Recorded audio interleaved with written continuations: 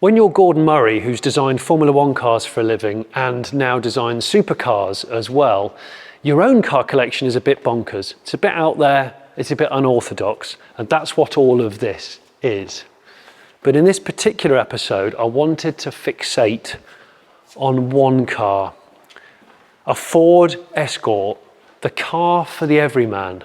But when Gordon decided he wanted to build a Mark I Escort, it had to be Gordon Murray spec. And I've been waiting to do this feature for several years now, but finally it's come. So in this episode, we're going to be going out with Gordon in his Mark I Ford Escort Resto Mod. I'm Johnny Smith, welcome to The Late Break Show.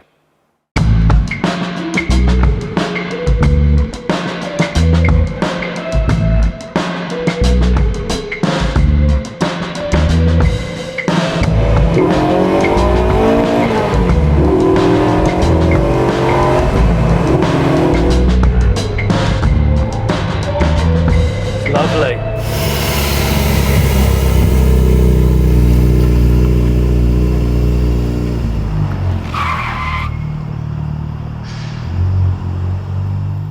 So the last time I was here, A, it was colder, B, it was empty apart from one car.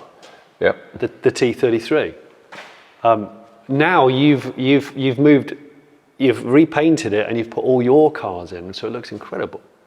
Yeah, so the idea with this is not just my classic cars. This will be slowly filling up with heritage cars too, as we get more of the old cars back. And as of course we build more cars, the prototypes will come here. So okay. This will be fundamentally a heritage collection and some classic cars. At the moment, it's mostly classic cars.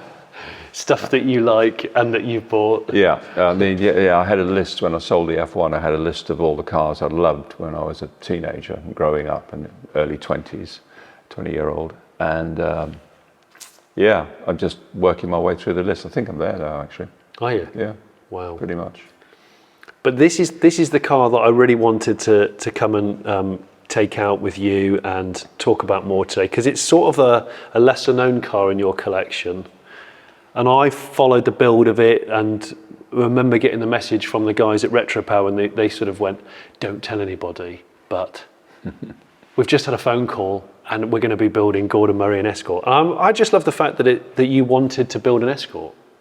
So how did that all start? Well, that started with, I grew up with Fords in the early and mid 60s, but I was a generation before this. So it was 105E Anglers and Mark I Cortinas. And in fact, I bought a rolled Anglia to use the mechanicals for the basis of T1, my first racing car. So I bought a very low mileage, lozenged 105E for 60 quid. And then I had a Mark I Cortina, which I put a bigger engine in. And that was my period. However, 10 years later or so, we had this car. And when this came out, I didn't ever own one, but I always loved the fact it was compact and good looking. And of course, it was a highly successful, a high volume car, but it was also very, very successful at racing and rallying. Mm. So I've always loved them. And my favorite was the twin cam, because I love that Lotus twin cam engine. The combination of revs and torque. Yeah. Really loved. I've got 4 of them in other cars at the moment. So that was the original plan, that I would get a shell. I saw this article on RetroPower, and I thought, brilliant, we'll get a shell, we'll stiffen it up, we'll do it, just fix it where it needs to be fixed, get me comfortable in the car, all mod con sort of thing, so I can use it maybe well into winter. That was the original plan, with the twin cam engine.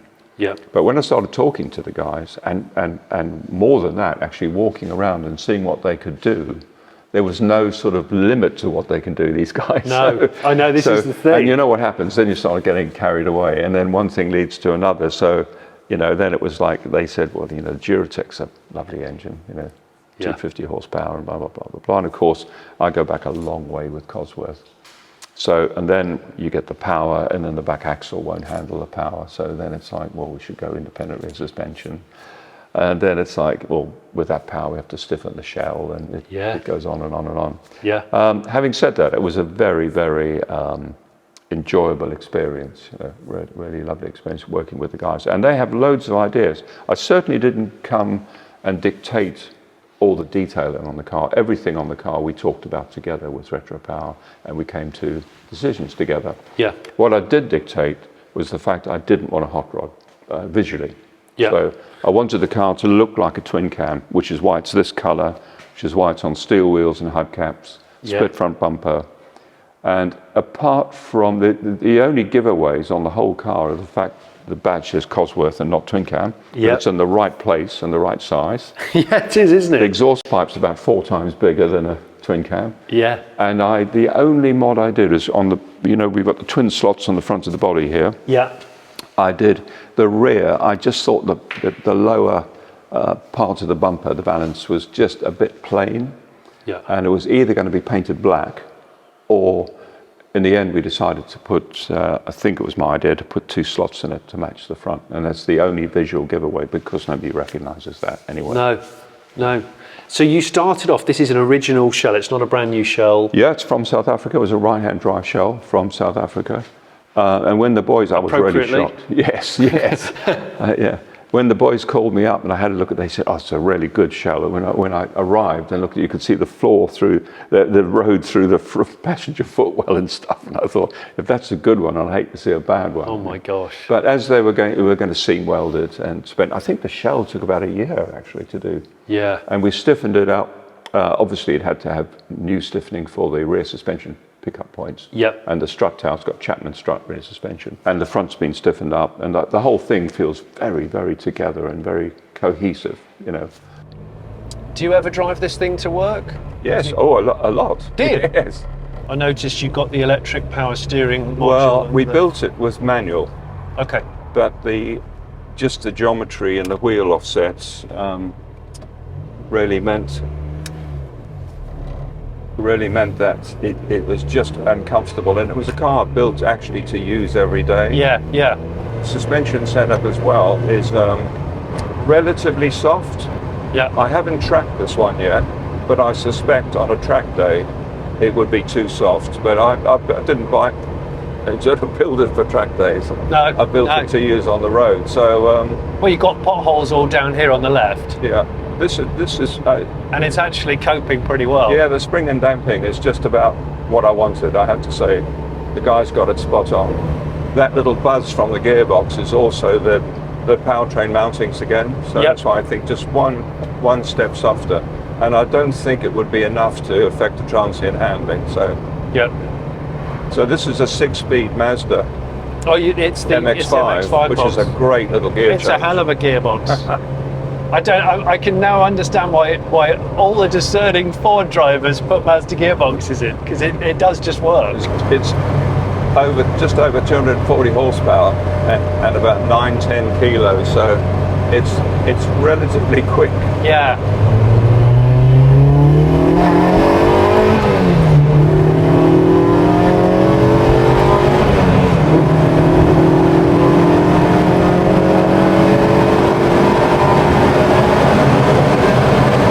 Oh, it's really breathing. Yeah. Lovely motor. Yeah.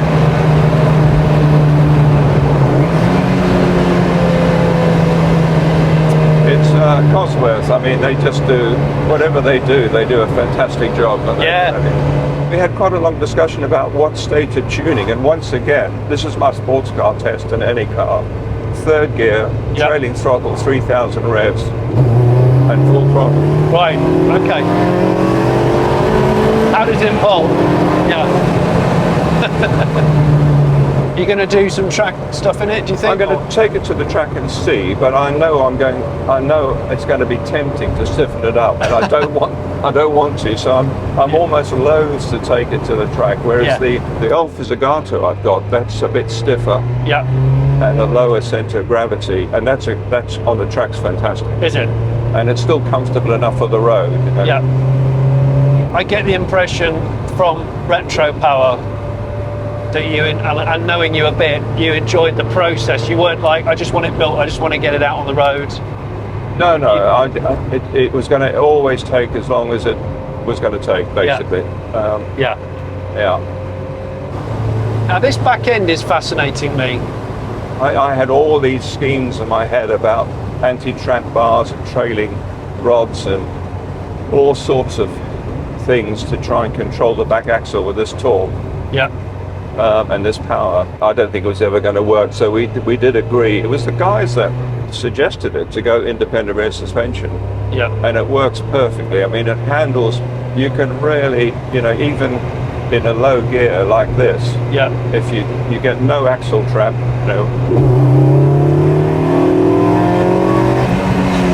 Yeah. absolutely nothing Yeah. at all. It's very, very solid.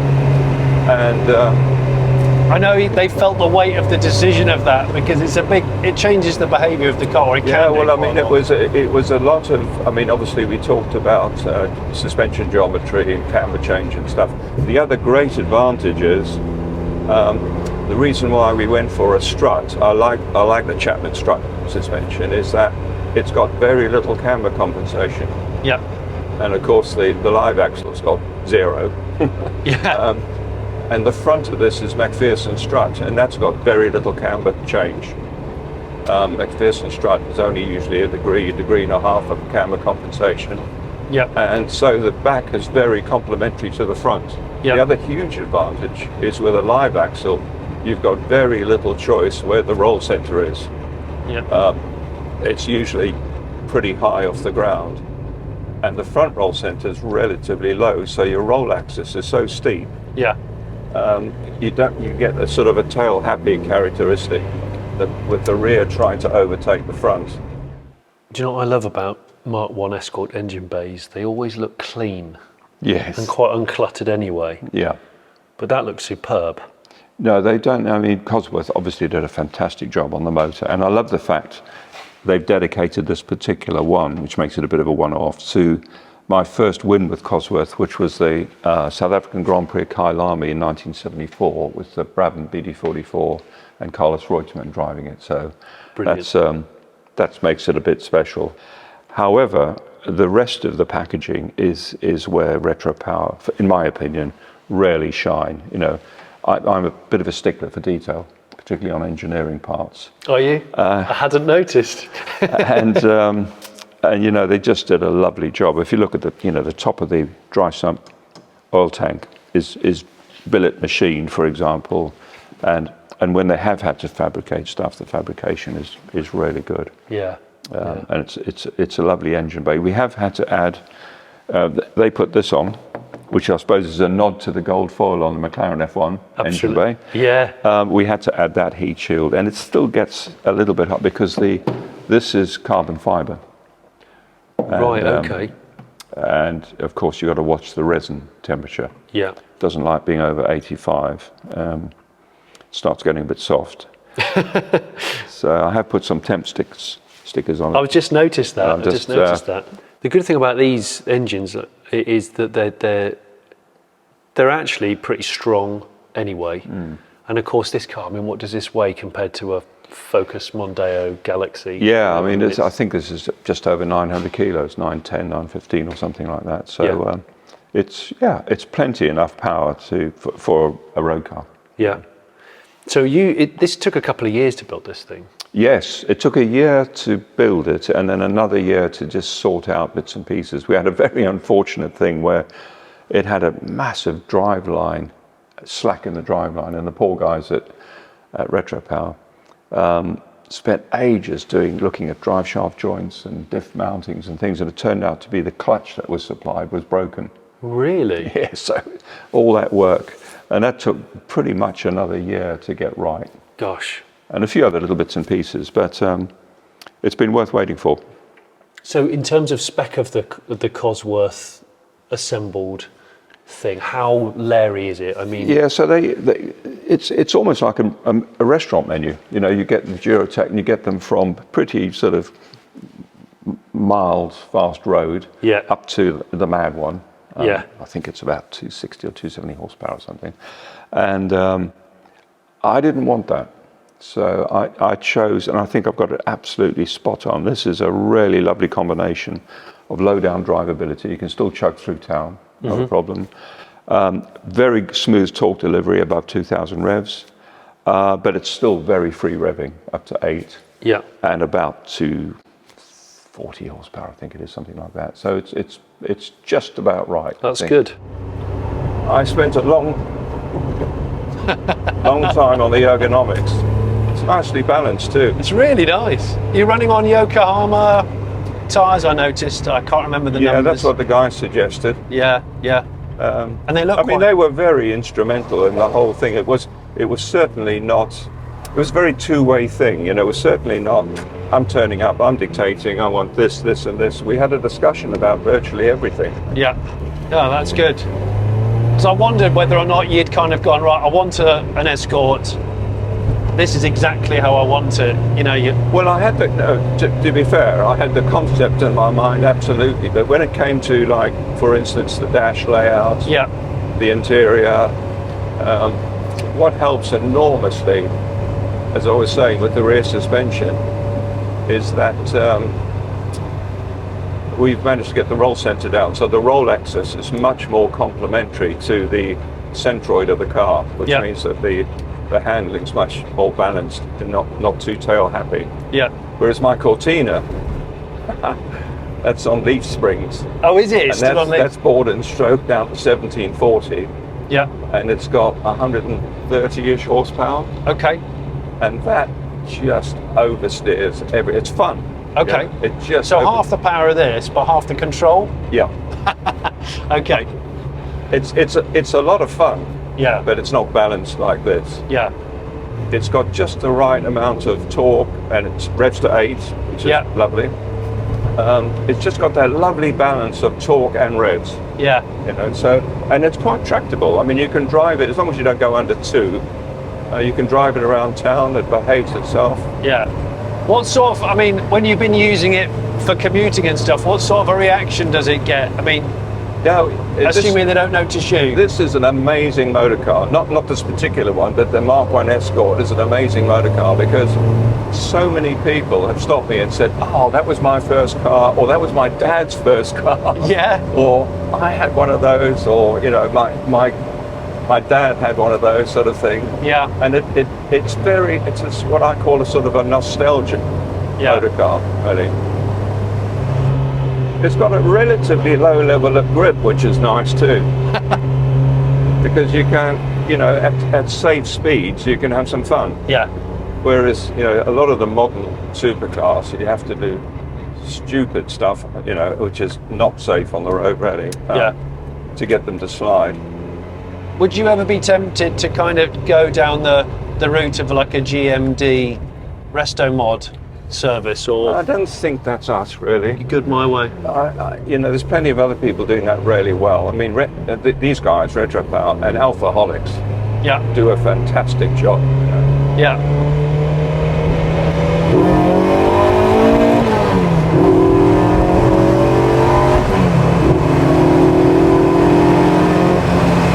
Yeah, that's enough, isn't it? It's enough. It's not blindingly quick, but it's quick enough to have a bit of fun. Yeah. It gets the heart going. Yeah. Now, the sort of the notched back gear stick. Yes. Again, that was a last minute, because of course, when you've got, if you're using a standard gearbox, the Mazda box on the back of a Ford, and the engine has to be where it is, the gear lever is where it comes out. So it was just a little bit too far forward. I like it when your hand comes off and it falls directly onto the gear knob. Yeah. And with a straight gear knob, it was here. Yeah. It was a bit of a reach. And you don't want to take your shoulders off the seat. No, this is perfect. So, what do you? If you were going to build another kind of hot Ford today, you had to make a decision today. What would be the next hot Ford with Gordon's bits sprinkled over it? What would it be? I'd be just because of what I said earlier about this being my period. Yeah. Not the Escort, but the Ford period of 105Es and Cortinas. Yeah. I think it would have to be one of those, actually. Yeah. I would say the independent rear end uses a Sierra diff. Is that what it is? Right, okay. Yeah, okay. I had a look at it earlier before you arrived. But the guys have done a very good job of, I mean, we obviously talked a lot about suspension geometry and roll centers and roll axis and stuff. while we were doing it. But they've done a really good job of mounting it. It's pretty solid. You know, it can handle all the torque and power you want to put down with. I think a live axle, even with all the anti-tramp bars and trailing arms and everything, would have been really, really difficult. So it does have a functional boot. It does, yes. Good. Once again, I wanted to be practical. Of course, I'm sitting so much lower and further back, there's no rear seat. So you have got a bit of luggage space where the rear seats were, but it's got a huge boot. Oh yeah, that Even with this big tank. Because normally, of course, in the day, the tanks were underfloor. That's right. So it's very practical from that point of view. And once again, this is carbon fibre. Right, so composite Yeah, very light. bonnet and boot. Yeah. I'm wondering what else is composite or lighter than It was just those two. Was originally going to be the doors, but I think the guys didn't like the fit when they arrived, so we went back to steel. Okay. So you didn't start going on a crash diet on all the other bits. You were No, quite because relaxed about it. I thought 900 kilo. I mean, you could start then compromising the structure and other stuff to get another 40, 50 kilos off. Yeah. You're not going to feel it on a road car. It's not like it's a racing car. No. You know, where you'd be looking at every gram. You know. Yeah. You know when you drive someone else's car, and you feel the pressure of that, because it's a personal item, and you know you're just being respectful. I'm feeling the weight of that now as I leave GMA. Gordon's gone on a meeting, but he was very happy for me to take his Escort out. So all the Escorts I've ever driven, and most other people have driven, will be live axle rear. Gordon's is different. Independent rear, based upon I think a Sierra. The diff certainly. 7-inch diff with a Quaife ATB in it. And so it just has a slightly different behavioural pattern. It's lovely. Hang on, that's Gordon Murray. That's Gordon in his Alpine coming back from a meeting. I hope he doesn't think I'm nailing his car for the sake of it. It's exactly as enjoyable as I was expecting it to be. It glides over these bumps. It's not crashy. Ultra thin steering wheel. Really, what an enjoyable little thing.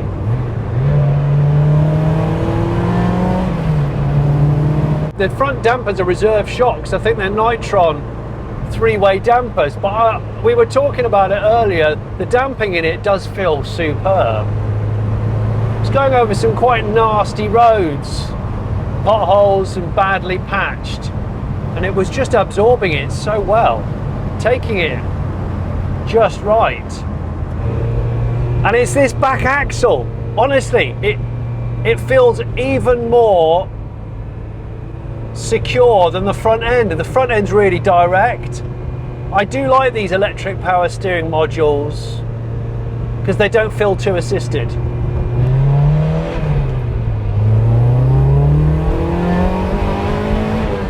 All the way to 7. I'm enjoying driving supercars less and less because of them not really fitting on the road and needing to be driven to such a high speed in order to get your basic thrills. The rise of the Resto mod makes sense more and more. Remember, we're still on 13-inch wheels, the little Lotus Steels with the iconic little shallow dome chrome caps.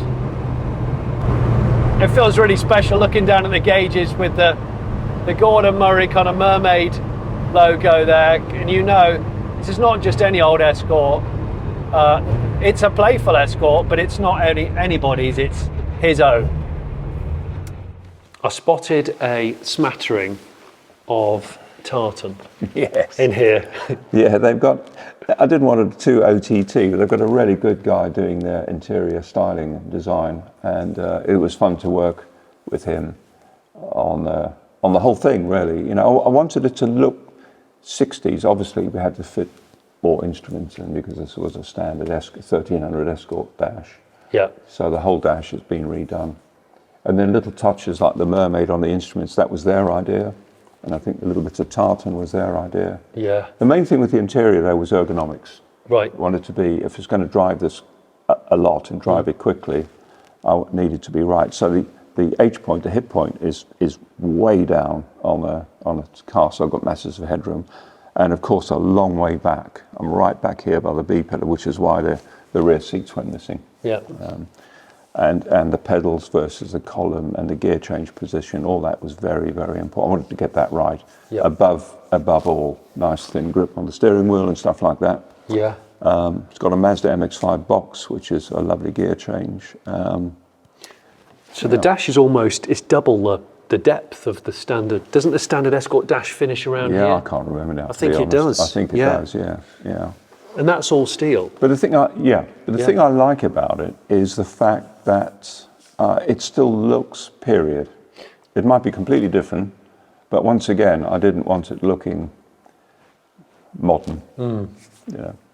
There are bits from other cars in here, though, aren't there? I mean, obviously you've said that the mechanical bits like that Mazda gearbox and all. Yes, and I think the column stalk is Opel or something. The guy said. Oh, is it? Yeah, there's a few bits and pieces, and The vents. The vents are something else. They're Audi. I think they're Audi. They're Audi. I'm Yeah, sure they yeah. are. Yeah. Audi do a good vent of that era. They do. But it was fun. A lot of fun. It's so much about ergonomics rather than the look of the thing. I remember watching the video that they did, one of the episodes where you do the seat fitting and and you're very specific about. I guess if you don't get it right then, you'll never get it right, and then you build the whole car. Yeah, I mean at GMA we do up to 3, sometimes 4 different seating bucks before we start designing the car. Really? Yep. It's all around the ergonomics. It's the epicenter of the build almost. Absolutely, yeah. So you've got a lot of practicality at the back. I can see you've got the wheel arch humps that are upholstered, but then you've got the strut tops. Yeah, those little hatches are for adjusting the dampers, because that's the top of the strut. So that's all brand new structure at the rear there in the shell. We also stiffened up the front of the shell because there's a weakness on these between the McPherson strut and the front scuttle, for example, the front bulkhead. Yeah. And it's pretty much seam welded everywhere. So it's a very, very strong shell, very stiff. No visible caging or anything like that? Nope. No. Nope. I like it. I do like it a lot. It's cool. There's something so pleasantly basic about a car like an Escort, and even when it's running modern running gear, as long as the recipe's not over cluttered, there's something special about it. It has to be said. Great, aren't they? Seriously. The more I've driven Mark 1 Escorts doing this channel, the more time and respect I've got for them. It is a case of, like, your hero is as good as you think they're going to be. They're brilliant. They really are such fun. The chrome bumpers, they're stainless actually. They're remade in stainless steel.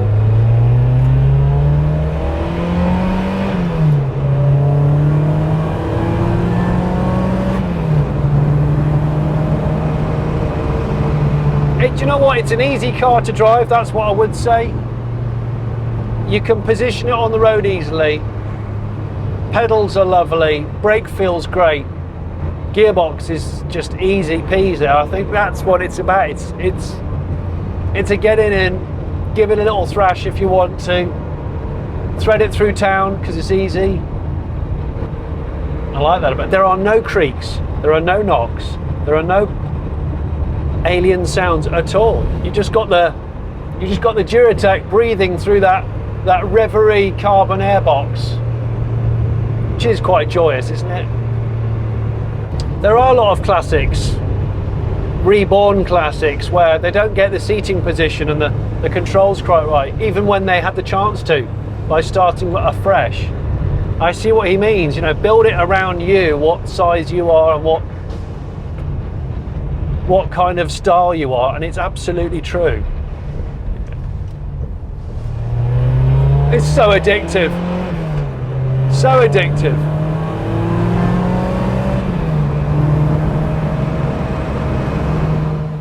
So obviously you enjoyed the process of the build as well as actually using the thing. But what one element of it is probably your favourite, the one that you go, I'm glad I did that? I think rather than my favourite part of the car, my favourite thing about the car is it's come out looking like a twin cam, and in no way is a hot rod. That's my favourite thing. Yeah. The mechanical parts of the car I love. I love the engine. It's perfect for this car. Couldn't be, more power would have been wrong, funnily enough, I think. It's clearly a keeper. Oh, definitely, yeah. Are all these keepers, in fact? Do you ever Oh, no, sell definitely, yeah. The ones I can drive and fit in, I drive. Yeah. And there's a few racing cars waiting to be driven because I bought them just before lockdown. Yeah. And that was so annoying, you know. And a couple of the ones I can fit in, I really want to take and hill climb or take them around a racetrack somewhere or race them. You know. Yeah.